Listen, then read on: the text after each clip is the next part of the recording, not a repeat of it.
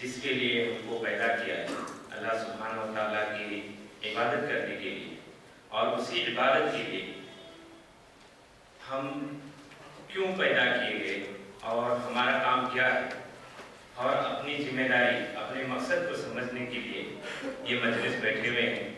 اللہ سبحانہ و تعالیٰ اس مجلس کو قبول فرمائے اور آئندہ ہمارے جو باقی کی زندگی میں جو اللہ تعالیٰ نے ہمیں جس کے لیے پیدا کیا ہے اس عبادت کی طریقے کو اچھی طرح سے سمجھ کے اور زیادہ سے زیادہ اللہ سبحانہ و تعالیٰ کو راضی کرنے کی، عمل کو سمجھنے کی اور اس کو پہ چلنے کی توفیق عطا فرمائے۔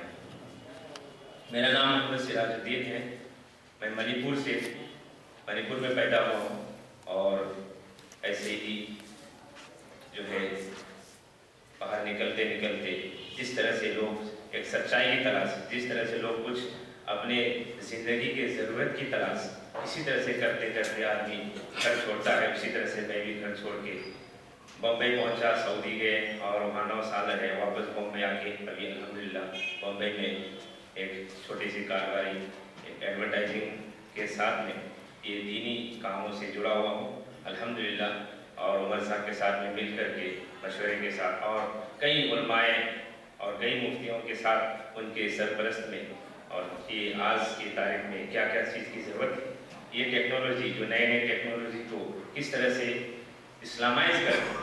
ویسے تو لوگ بہت کہتے ہیں کہ ماڈرن کا زمانہ ہے، جو نئے ٹیکنالوجی آئے اور اسلام کو بھی تھوڑے سے ماڈرنائز کرنا چاہیے، اس کو بھی اس طرح سے تھوڑا پروموٹ کرنا چاہیے، لیکن ہم کہتے ہیں کہ اسلام اگر ماڈرنائز کر دیا جائے تو وہ اسلام نہیں رہتا ہے۔ اسلام کو ماڈرنائز نہیں کیا جا سکتا، اس کو بدعت کہتے ہیں۔ جب اسلام کو ماڈرنائز کرتے ہیں تو اس کو بدعت کہتے ہیں، تو وہ بدعت کا ٹھکانہ جہنم ہے۔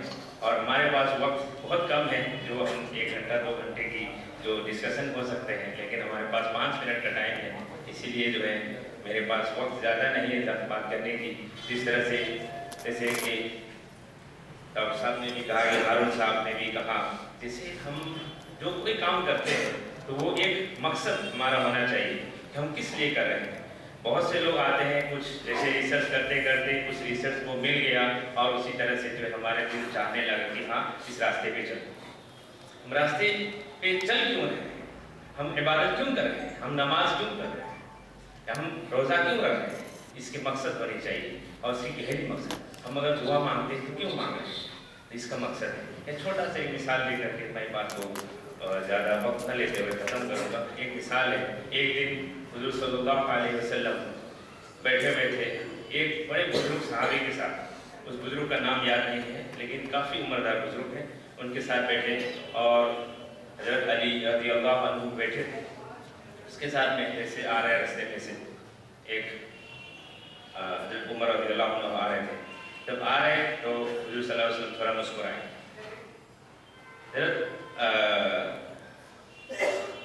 حضرت عمر رضی اللہ عنہ تھوڑا سا ڈاؤٹ بیٹھے، مجھے کیا ہوگا کہ حضور مجھے دیکھ کے تھوڑا مسکرا رہے ہیں، تو ذرا ڈاؤٹ لگا کہ میری کہیں غلطی تو نہیں ہو گئی۔ تو آنے کے بعد میں حضور صلی اللہ علیہ وسلم میں نے کیا غلطی کی کہ مجھے دیکھ کے مسکرا کیوں ہو گئے؟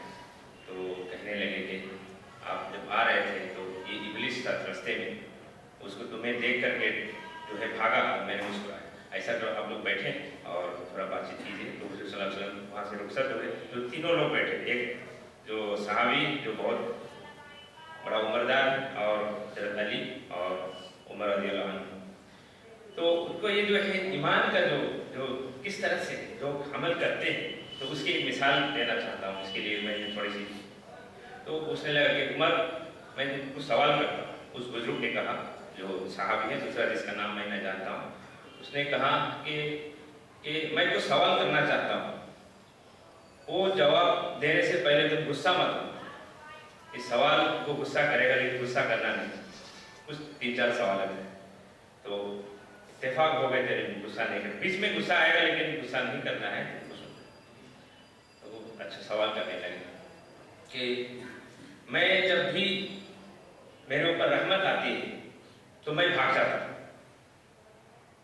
جب بھی یہ رحمت کے لیے تو کام کر رہے ہیں، اللہ سبحانہ وتعالیٰ کی رحمت اور برکت کے لیے تو کام کر رہے ہیں، جب بھی رحمت آتی ہے میں بھاگ جاتا ہوں گھر کے اندر۔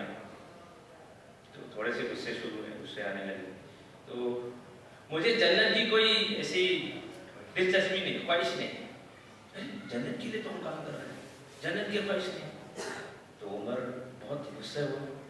उसके बाद मुझे जहन्नम से कोई डर नहीं, मुझे जहन्नम से कोई डर नहीं। तीसरा सवाल आ गया, उसके बाद में और ज़्यादा गुस्सा हो गया।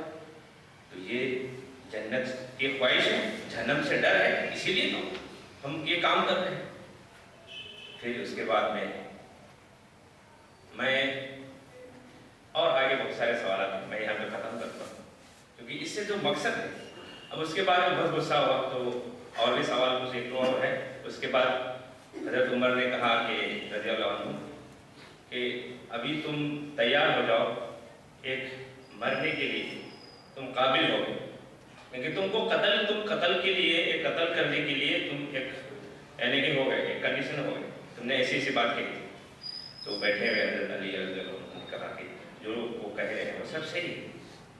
कैसे सही है? वो ऐसे ऐसे कह रहे हैं, तो क्यों सही है? उन्होंने कहा कि ये रहमत को डर के जो भाग रहे थे, तो वो बारिश है जिसकी वजह से जो भाग रहे थे, रहमत है बारिश, ये बारिश जो है रहमत है अल्लाह सुब्हानहू व तआला, तो ये इसको लेके भाग रहे थे। दो पॉइंट है जो इसमें से हमको नसीहत मिलनी चाहिए। वो दो इम्पोर्टेंट क्या है कि ये जन्नत की हमें ख्वाहिश नहीं।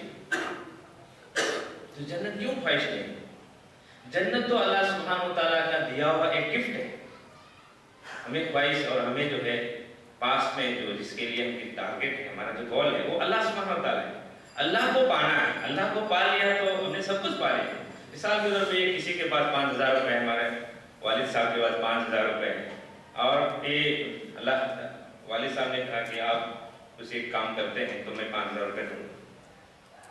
तो अगर मैंने काम कर लिया तो 5,000 रुपये मुझे मिल गए और वालिद चले गए, तो ये एक गिफ्ट। इसके साथ साथ अल्लाह को हमने राजी कर लिया तो हमें जन्नत क्या बहुत कुछ मिल जाए।